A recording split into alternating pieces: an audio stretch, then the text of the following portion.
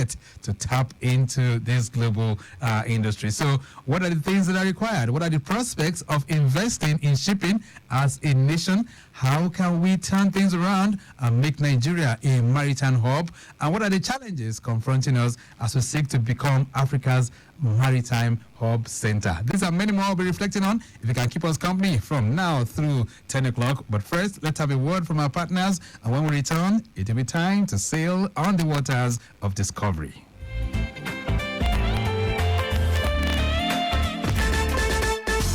Nigerian Shippers Council, they to serve you well. No matter the problem, we go solve them for you. Yes, so the Nigerian Shippers Council, they feel in a parole now for every level. And as soon as goods, they move from port A, go enter port B, with a measure within on a need. For the Nigerian Shippers Council, we don't sharp proper to fit hear you wella, work with you wella, and help you fit serve your customers them better, no matter where them day. As we country port economic regulator, the Nigerian Shippers Council get every now to fit make government consider the problem when shippers them they face. Visit we office for number 4 or to buy your daily show your daily. Papa, email us for nsc@shipperscouncil.gov.ng. We website now www.shipperscouncil.gov.ng. Allow us on top 0818-888-8895 or 0703-584-6468. Nigerian Shippers Council with a meeting now for the port of Nanid.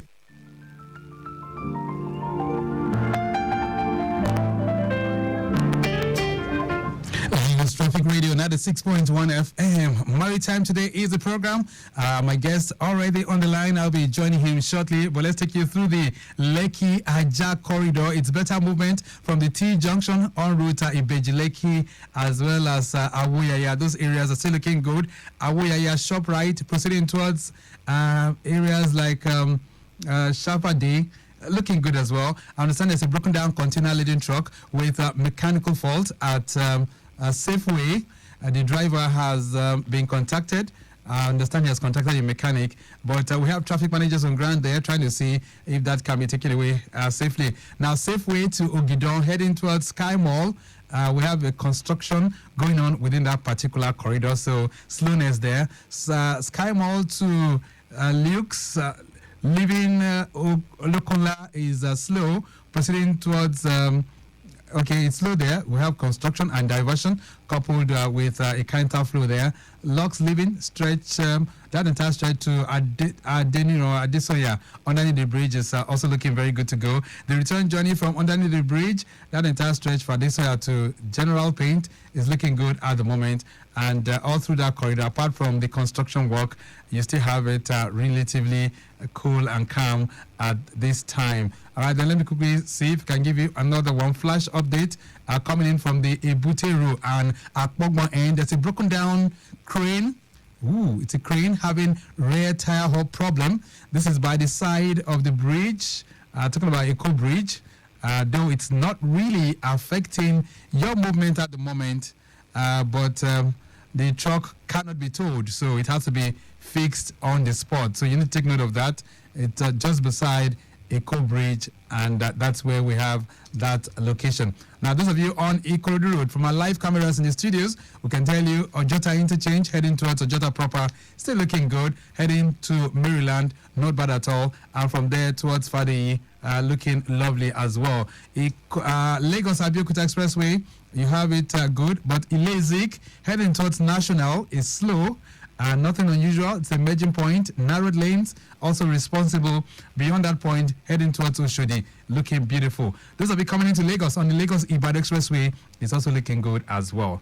Okay then, so we've done some house cleaning duties. Let's switch gears now to chart the pathway for the development of shipping in Nigeria. And my guest, no stranger to the microphone, we often call upon him at very tough times like this to have his input and of course his wealth of experience being a major player in the industry. I'm talking about Captain Emmanuel Iheanacho, former Minister for the Interior and Chairman, Genisis Worldwide Shipping Services. Captain Iheanacho, nice to have you on the program. Good morning, sir.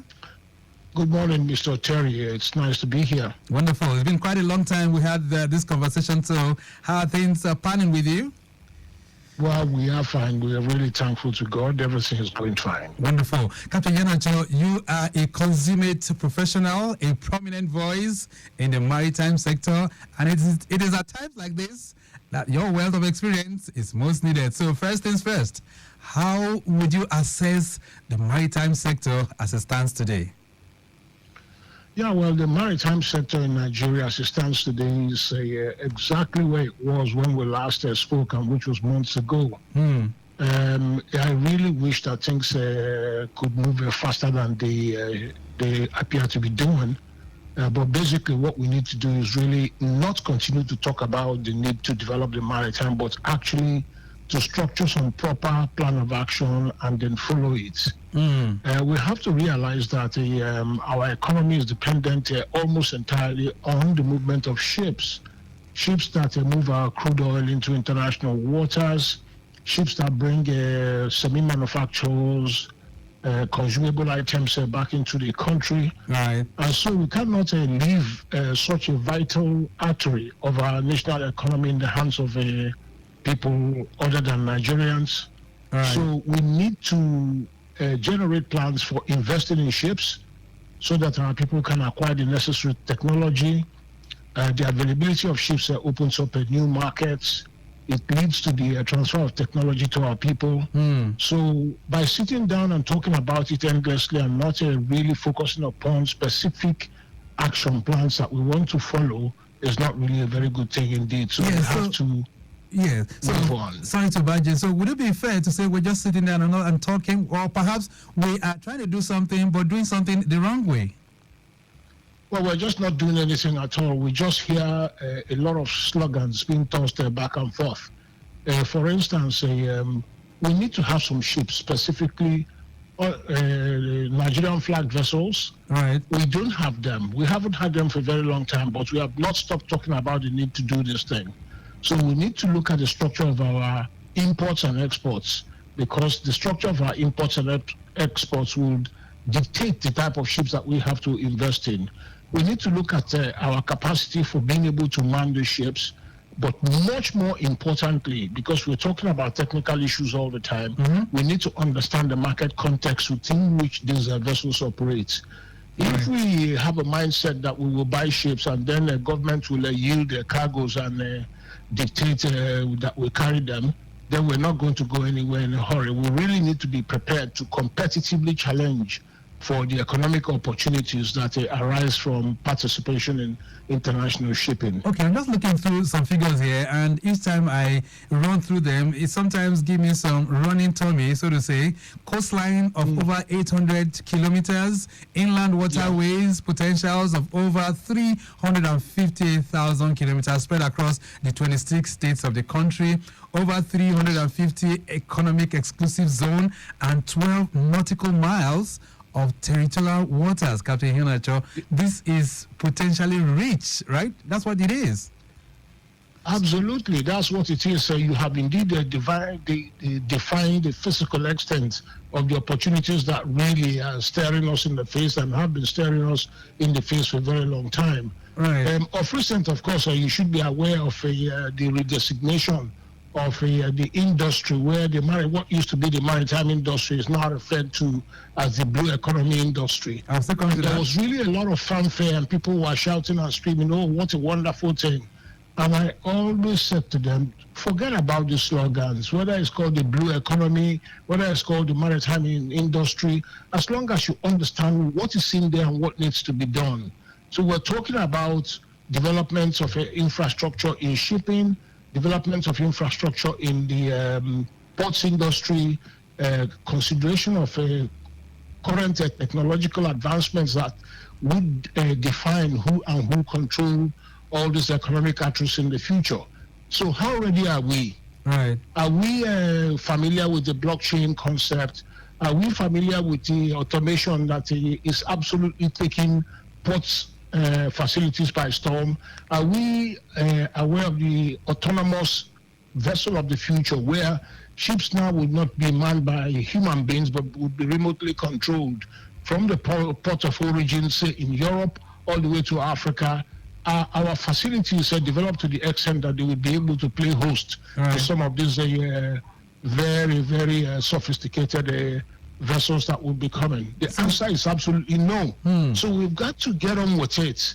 But I think underlying all of these things is the fact that we have a lot of people who have acquired skills over the years. But when it comes to ensuring that these people fit into the appropriate locus within the economy, it doesn't happen. So you appoint people, you appoint them on the basis that they are from somewhere and this and that, and it doesn't really help at all. I'm going to come to that even as the program moves on this morning. But some have said we can liken the situation to a bride who's perhaps the most beautiful, wins all the beauty competitions, yet doesn't have a husband. Is that the case of Nigeria when you talk about the maritime sector? That is it. You absolutely succinctly put it in perspective. Yeah, we have absolutely everything. You've talked about the length of the coastline, inland waterways, exclusive economic zones. So what can you situate within these parameters that you have defined?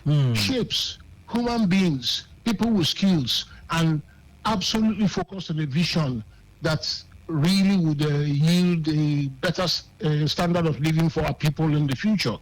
So these are the things. We have to make a move. We have to start being very active, not talking about it, but doing things. Okay, let's talk about some things that could trigger all of this. I know that you just mentioned it in passing. The Ministry for Marine and Blue Economy was set up, and people, have that feeling that it appears this administration is shifting away from the past by creating a ministry that's going to be dedicated to this sector. But this is how many months down the line? That was set up in August. This is 8 months down the line. Are we really having any traction as it relates to a clearer direction we should be traveling? Well, I think there are some movements. Let me talk about some appointments that have been made. One major appointment that has been made in the Blue Economy Ministry is the change of guard at the NIMASA, where a friend of mine that I have known for more than 40 years has just been appointed to the position of the DG of NIMASA. That's Dr. For a very long time, for a very long time when I first met him, I knew that this was the guy that really would be very useful if they could actually put him in the NIMASA position. I met him in the portals of the university in Cardiff, Wales, in the UK. 40 years ago, we were in the same faculty, and he was doing his PhD at the time that I was studying to get an MSc in transport economics. So he's there now, and I think that he's a very dynamic individual.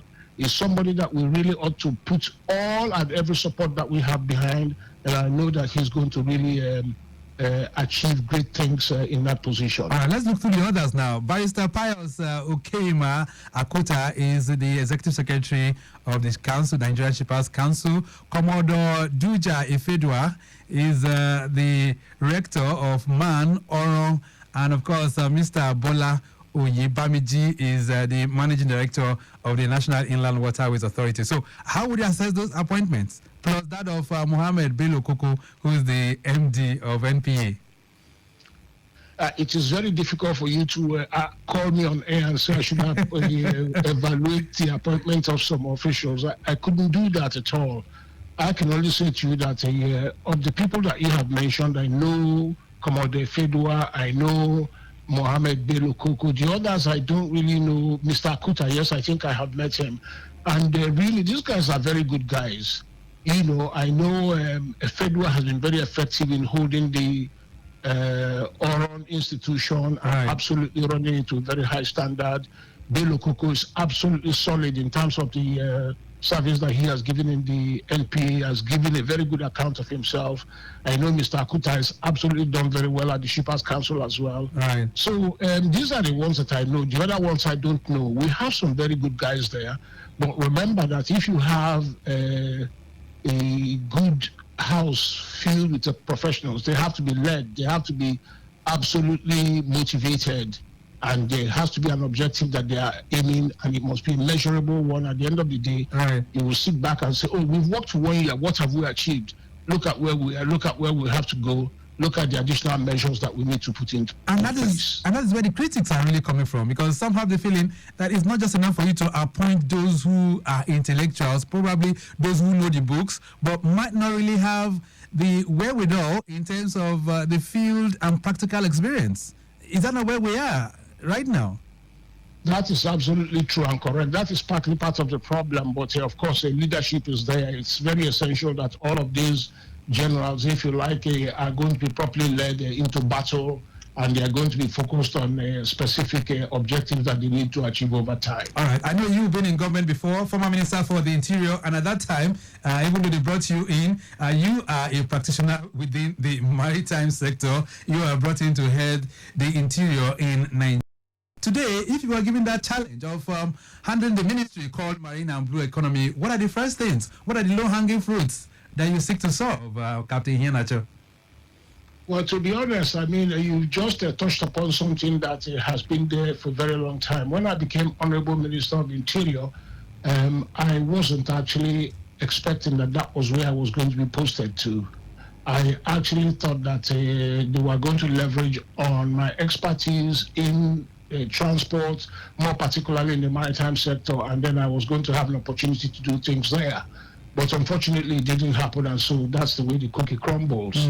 Let me just say to you that if I were in position today, I would pay a lot of attention to the requirement for us to have a lot of ships under the Nigerian flag. Okay. When you talk about the technical requirements to operate ships, we have historically invested in that area, and we have enough people who can operate ships technically. But I did mention in my earlier submission that it's not just the technical aspects. You have to look at the market structure, and you have to look at what determines competition in all of the different areas that serve our economy. So it's very important that you look at that as well.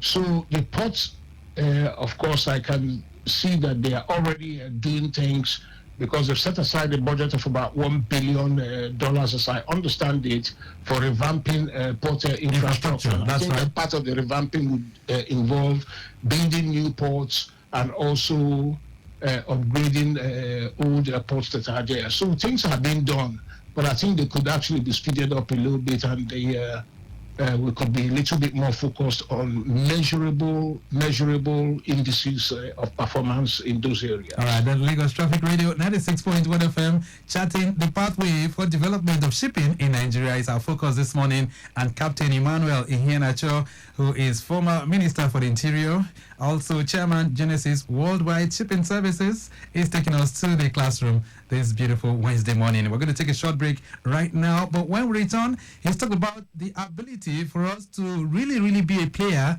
in the shipping sector. Before now, we used to have a national carrier. That was the NNSSL, the Nigerian National Shipping Line, that went defunct several years ago. And up to today, we've never had a replacement. So what are the criteria? What do we need to really get that sector really thriving again? At the moment, the industry is dominated by foreign players. What are the recommendations of Captain Iheanacho for us to turn the dice in our favor? These are many more we're reflecting on, plus your own input as well, but that will be after this break.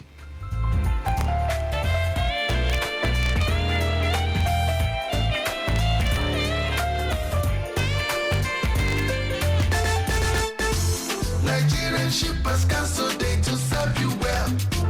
No matter the problem, we go solve them for you.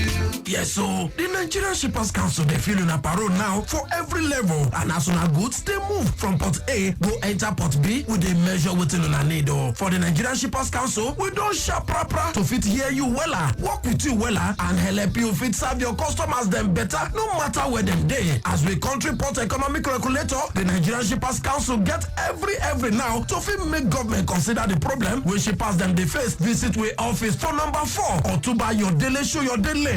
Papa, email us for nsc@shipperscouncil.gov.ng. We website now www.shipperscouncil.gov.ng. Allow us on top 0818-888-8895 or 0703-584-6468. Nigerian Shippers Council with the meeting now for the port of Nanir.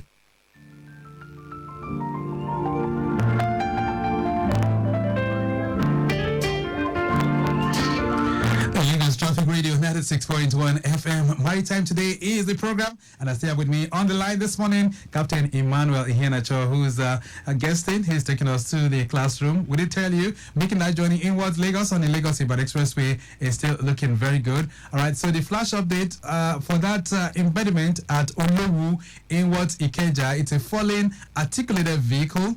I understand the road has been cordoned off right now. Raphael Jeremiel is sending in that report to say the road on both sides have been cordoned off for proper evacuation. So you won't have access. If you're coming in from Allen intersection, making that journey towards Ikeja underneath the bridge, you won't have access. So you are advised to navigate through Allen to go pass through Opebe Link, okay, or Sheraton Link.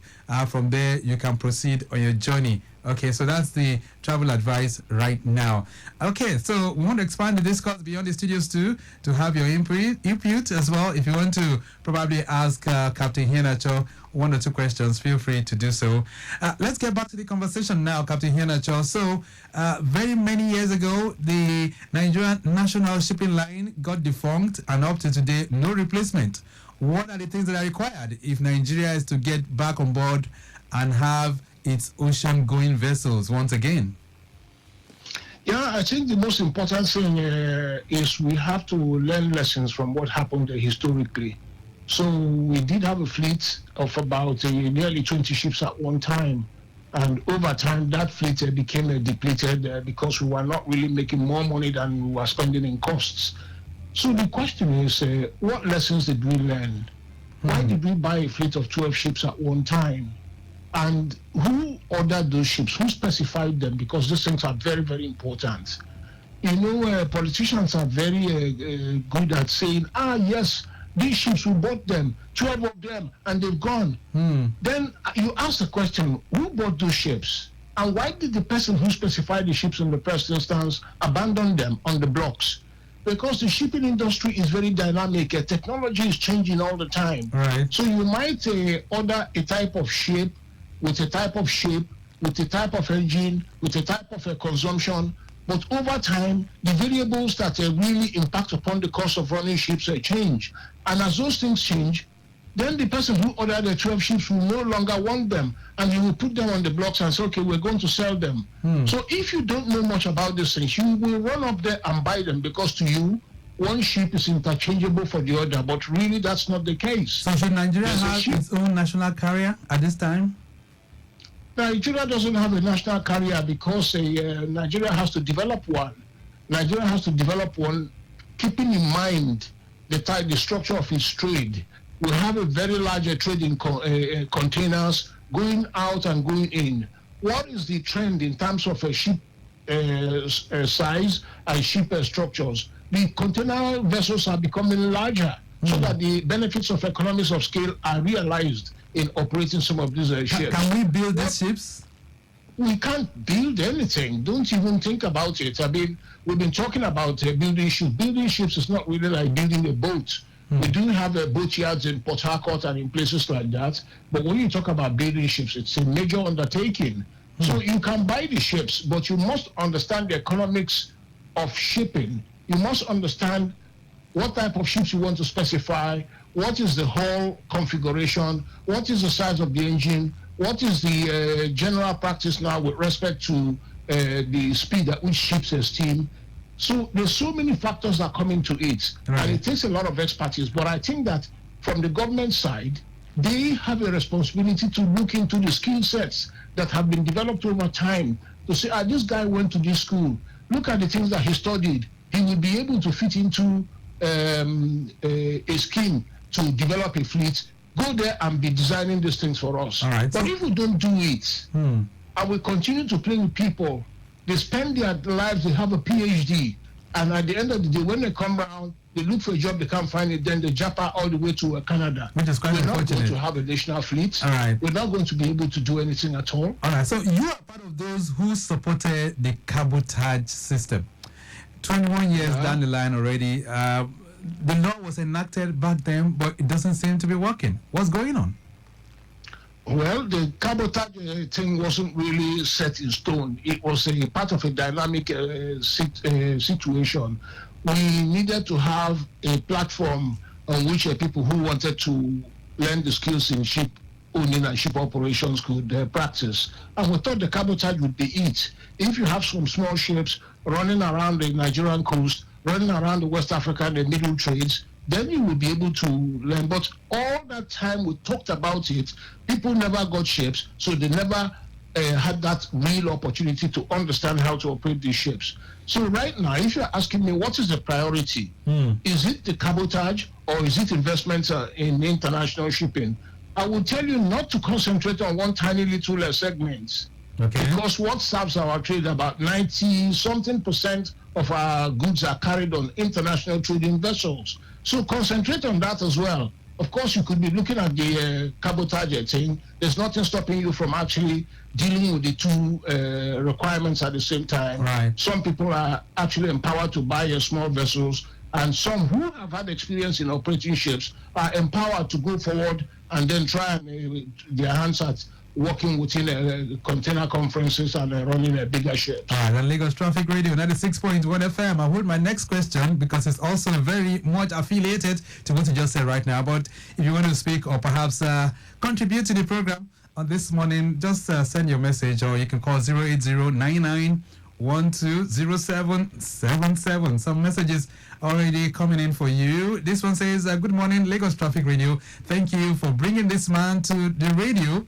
When we talk about professionals with the right mental and intellectual capacities, the country is certainly not in short supply, but it's putting in place the modalities that will make things work, that keeps us hanging in the balance. I wish Nigeria the best in this sector. This is Afolabi from Mile 2 who's sending this one in. Thank you so much, Afolabi, for your contribution. This one says, hello, Victor. This man is a true professional. True professional, and I feel he deserves a place in this government. Bidemi is sending this one in from Ikeja. So that's a very big question to you right now, Captain Iheanacho. Would you want to serve in any capacity in this industry at this time? Well, of course, there is life. As long as we are alive, there is a hope.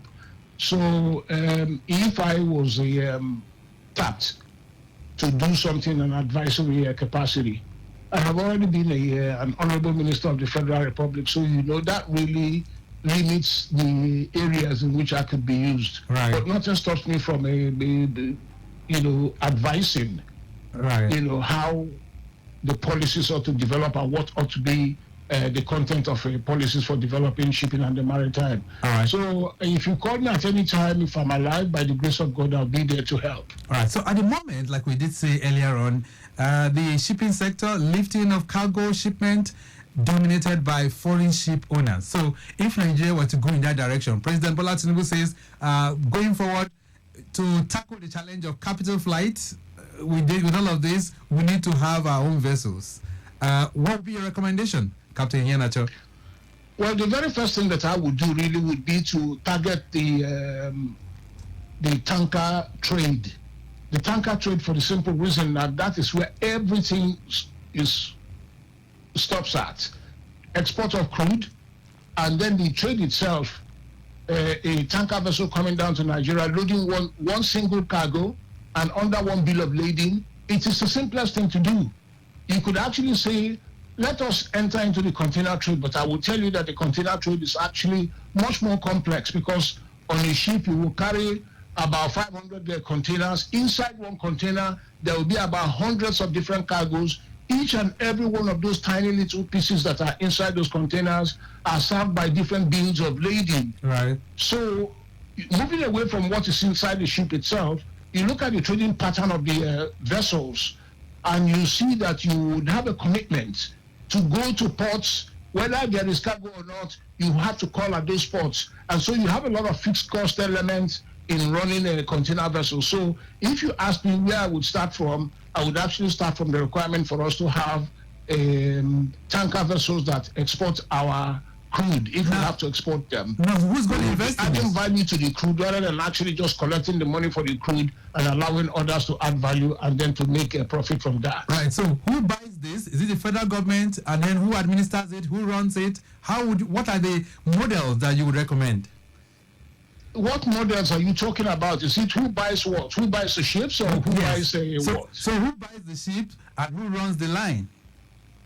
Well, yes, I mean, there are Nigerians who have had experience of running vessels. With all due respect, years ago, when I first started owning ships, and this was in the middle 1990s, I started off owning a vessel which was a Type SD-14 vessels. The only thing that was unique about it was that rather than starting in the cabotage trades, I actually went at that time, and I was trading my ships all the way to India, then from India to Brazil, Brazil to Europe and back, and I was just going round and round. So when you talk about who has to buy the ship, somebody like myself, not me necessarily, but anybody who has had the same type of experience that I have had in running vessels, can as well be supported by government, because to buy ships is really very highly capital intensive. Right. And so if you have somebody who shows seriousness by contributing equity, and then the government can then help them by pointing them in the direction where they can get a financing, that's what we are talking about. So that is the way it is, and those people can actually mop up.